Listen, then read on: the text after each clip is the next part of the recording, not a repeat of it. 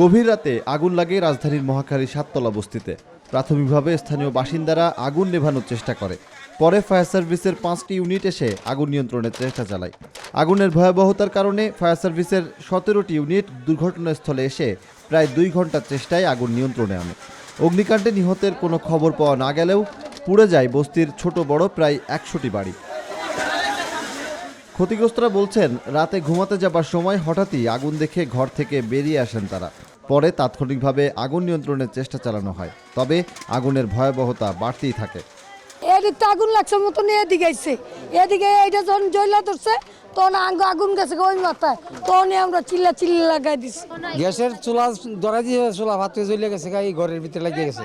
ঘুমের থেকে হঠাৎ করে উঠে দেখি যে আগুন লাগছে, কিন্তু কিভাবে লাগছে, কোন সময় লাগছে, কিন্তু এইভাবে আমরা জানি না। আগুনের এই ঘটনাকে নাশকতা হিসেবে উল্লেখ করেছেন বস্তির অনেক বাসিন্দা। তারা বলছেন, হঠাৎ লাগা এই আগুন বস্তি উচ্ছেদের ষড়যন্ত্রেরই অংশ। করাইলেও লাগছে কিছুদিন আগে, 2 দিন আগে, তার মধ্যে এই জায়গায় আগুন লাগার কারণ নাকি? আমার মনে অবশ্যই কোনো একটা কারণ আছে, ঠিক আছে? যারা হিংসান্তির লোক তারা এই কাজটা করছে, আমি নিশ্চিত। আমাদের বাসার কোনাতে লাগছে, কিতে লাগছে আমরা কেউই বলতে পারি না। আমরা সবাই শুইতে গেছি, সবেমাত্র শুইছি আর দেই যে আগুন লাগছে। এদিকে আগুনের প্রকৃত কারণ জানাতে পারেনি ফায়ার সার্ভিসও। তারা বলছেন, সার্বিক তদন্তের পরই জানা যাবে প্রকৃত ঘটনা।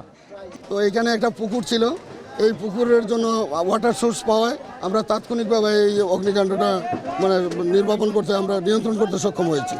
যদি এই পানির সোর্সটা না থাকতো, ওয়াটার সোর্স না থাকতো, তাহলে হয়তো এই পুরা বস্তিটাই চলে যেত।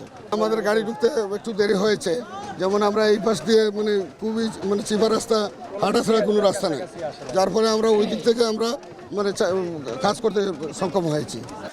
গভীর রাতে ৭ তলা বস্তিতে লাগা এই আগুনে কোনো হতাহতের ঘটনা না ঘটলেও পুড়ে গেছে প্রায় ১০০ ঘর।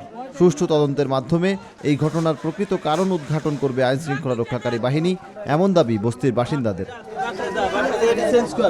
সজল দাস, নিউজ 24, ঢাকা।